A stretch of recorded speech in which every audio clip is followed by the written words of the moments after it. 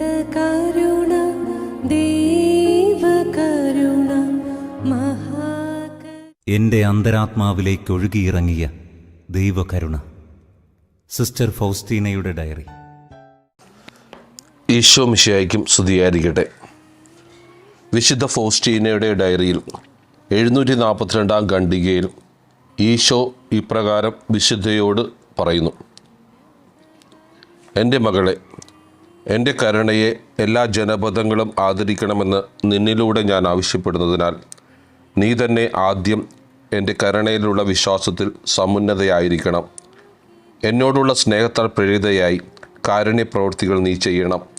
എപ്പോഴും എവിടെയും നിൻ്റെ സഹോദരങ്ങളോട് നീ കരുണയോടെ വർത്തിക്കണം.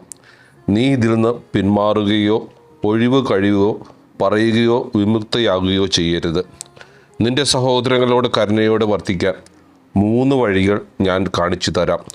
ഒന്നാമത്തേത് പ്രവൃത്തിയിലൂടെ, രണ്ടാമത്തേത് വാക്കുകളിലൂടെ, മൂന്നാമത്തേത് പ്രാർത്ഥനയിലൂടെ.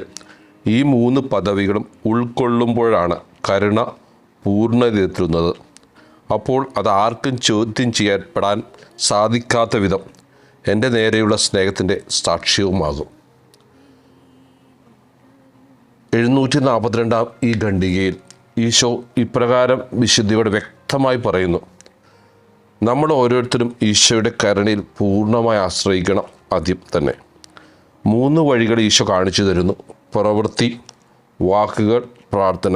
ഈ 3 കാര്യങ്ങളും പൂർണ്ണമാകുമ്പോൾ മാത്രം ആണ് ഈശോയുടെ കരുണ അതിൻ്റെ പൂർണ്ണതയിലെത്തുന്നത്.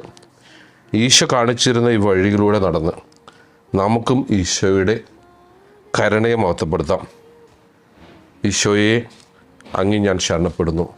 ഈശോയെ, അങ്ങിൽ ഞാൻ ശരണപ്പെടുന്നു.